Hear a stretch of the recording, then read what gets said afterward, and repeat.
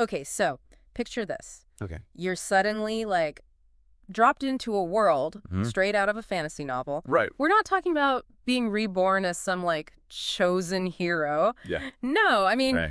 Wow. you right here, right now, with your phone in your pocket Yep. and your go-to coffee order, Uh-huh. still on your mind, Yeah. how would you actually fare? It's a question that's both fun and surprisingly thought-provoking. Yeah.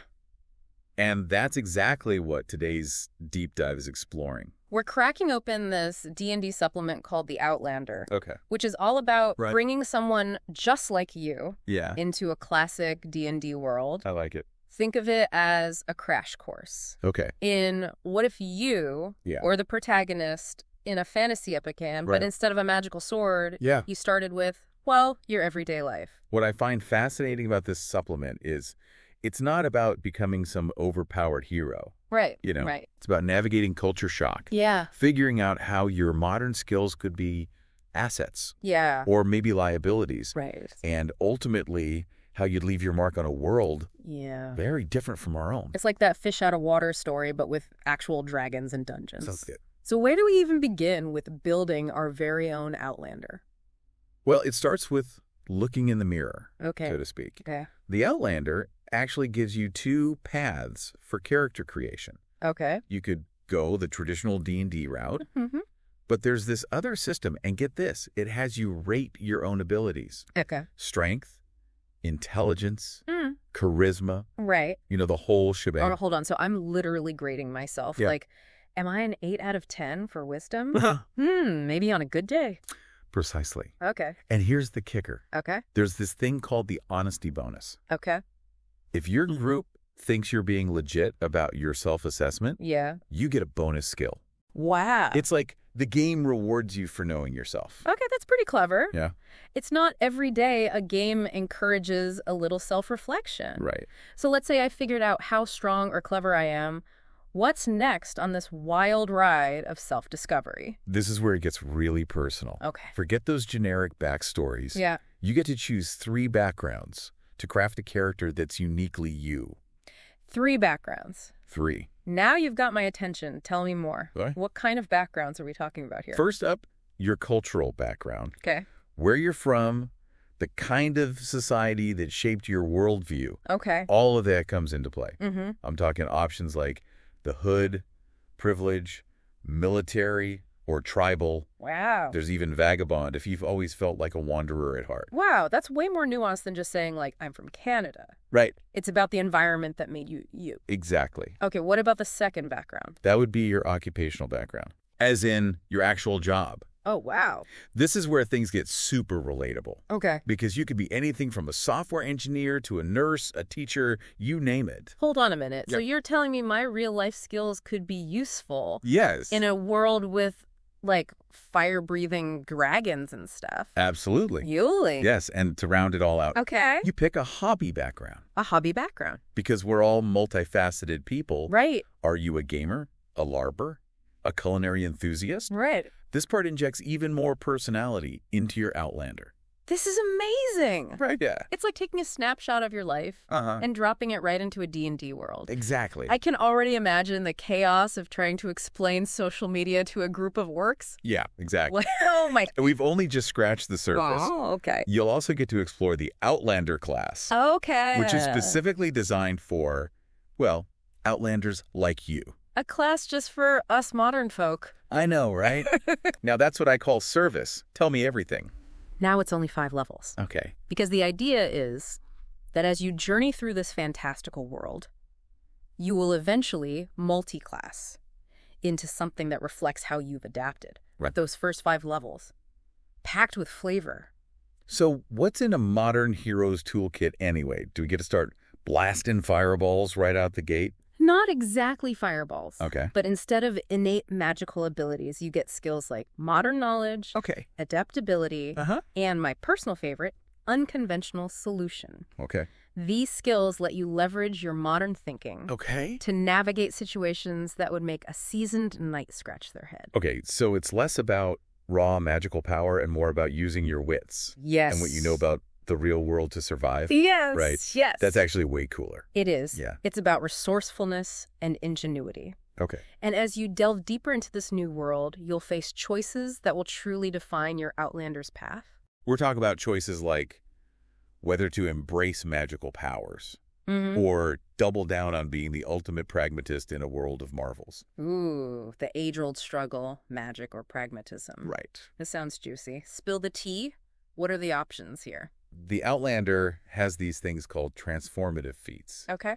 Let's say you're drawn to the magical side of things. Okay. There's the magician feat, Okay. which unlocks the potential for spellcasting. Mm-hmm. Imagine you've always prided yourself on logic and reason, Yeah. and now you're unraveling the secrets of magic. That's such a cool concept. I know. It's like your brain is rewiring itself to comprehend magic. Right. But what if I'm more inclined towards, not getting eaten by a grue on my first day in this crazy world? Well, for those who lean towards a more grounded approach, Okay. there's the mutate feat. Okay. This one is wild. You literally transform into a classic D&D race. What?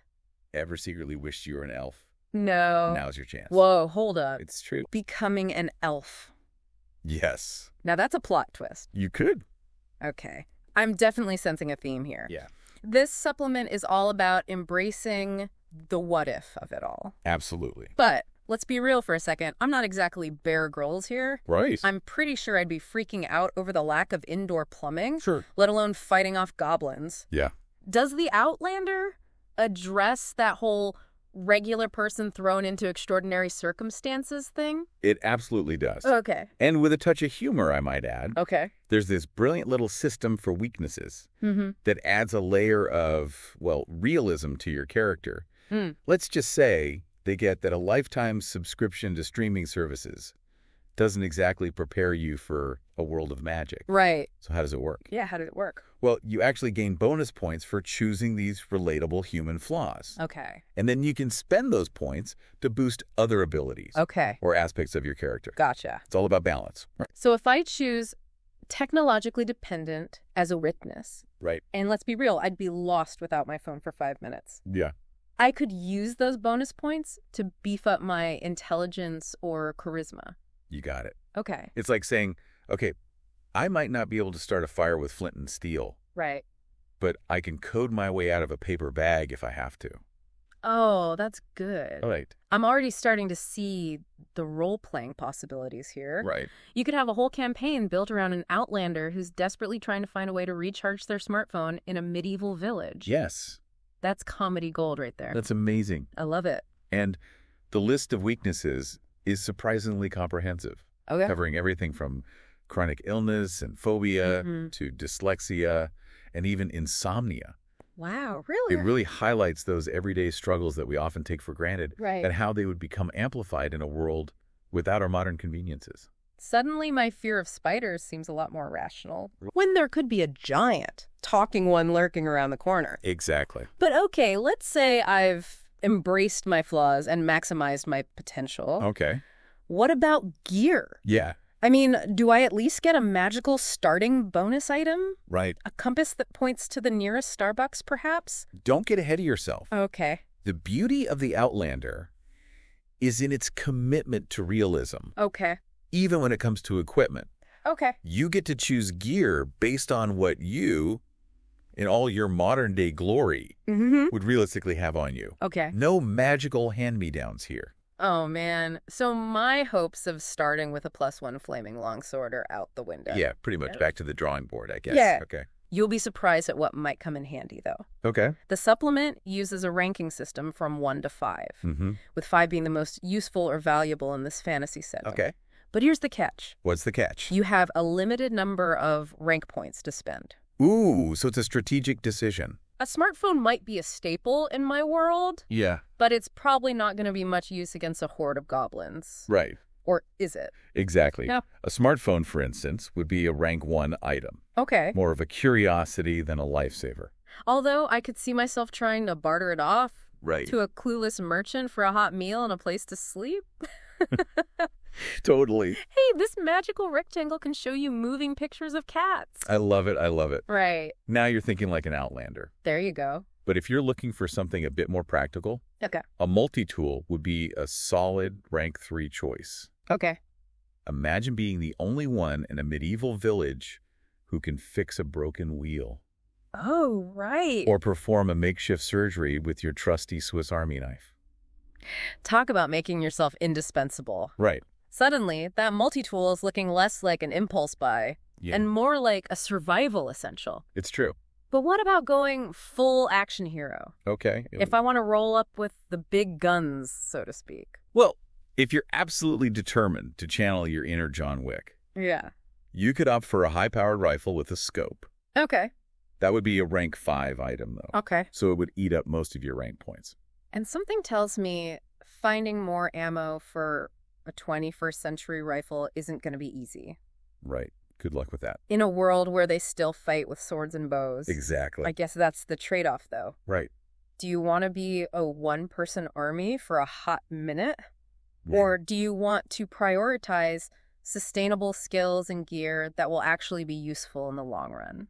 That's the million-dollar question, isn't it? Yeah. But beyond the initial gear panic, Right. let's not forget that the real challenge isn't just surviving the first encounter with a wild boar. Right. It's navigating a world where magic is real, hygiene is questionable, Yeah. and the social norms are straight out of Game of Thrones. Okay. Yeah, that's a whole other level of culture shock. Right. Where do I even begin to unpack that? Okay, so I've managed to not get eaten by a grue. I've resisted the urge to trade my smartphone for a handful of magic beans. Right. And I haven't accidentally offended any powerful wizards yet. Yeah.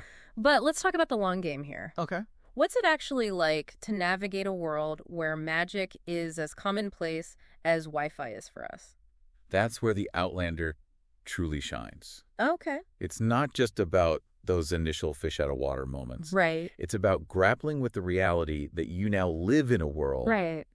where the impossible is, well, possible. You know, I never thought about it that way. Right. It's one thing to be curious about magic, but it's a whole other thing to wrap your head around it being a part of everyday life. Totally. Talk about a paradigm shift. Exactly. Okay, I'm hooked. Yep. So how does the supplement help players wrap their heads around this massive culture clash? It goes beyond just describing a different world. Okay. It throws you right into the thick of it. Okay. For example, remember those language barriers we talked about? Right. Imagine trying to explain the internet Oh, boy. to a group of dwarves who still record their history on stone tablets. Oh, man. I can see the confused looks already. Right. So you're saying it's like a library, but in the air. Precisely. Oh, my God. And it's not just about funny misunderstandings. Right. Imagine the challenges of navigating social etiquette in a world Right. where fealty to a king might mean more than any modern law. That's a really good point. Right. We take things like freedom of speech and individual rights for granted. Sure. In a feudal society, rocking the boat could get you thrown in the dungeon or worse. Exactly. Right. And that's where those modern knowledge and adaptability skills come into play. Okay. It's about figuring out how to leverage your understanding of things like democracy, human rights, Right. even basic hygiene Yeah. in a way that doesn't get you branded a heretic Right. or, burned at the stake. So it's a delicate balancing act It is. between staying true to your values and trying not to get on the wrong side of a dragon. Right. No pressure. Yeah. Well, that's where things get really interesting. Okay. The Outlander encourages you to think about the ripple effects of your actions. Okay. It's not just about your personal journey. Right. It's about how your presence, your very existence, could reshape this world. Okay, now we're getting into some serious butterfly effect territory. Right. Give me an example. Okay. How could an Outlander, even unintentionally, shake things up? Imagine, for instance, an Outlander with a basic understanding of germ theory. Okay. Sharing that knowledge could revolutionize their healthcare system, Right. but it could also disrupt the established order, Right. potentially even costing those in power their influence. It's like that old saying, a little knowledge can be a dangerous thing. Right. But in this case, it's more like a little modern knowledge can be a world-altering thing. Exactly. Wow. And that's what makes the Outlander concept so brilliant. Right. It's not just about escapism. Right. It's about holding a mirror up to our own world and asking, what if things had gone differently? Right. What if magic was real? Yeah. And how would we, with all our modern sensibilities and baggage, navigate such a world? Wow, that's deep. Right. So it sounds like playing an Outlander is as much about self-discovery as it is about exploring a fantastical world. Absolutely. Right. It challenges you to confront your own beliefs, your values, and even your sense of identity. Right. It's a journey of both personal and societal transformation. Yeah. And for those who crave a D&D experience that's as thought-provoking as it is fun, Right. well, the Outlander more than delivers. It sounds like an amazing way to spark some seriously interesting conversations around the table. I think so.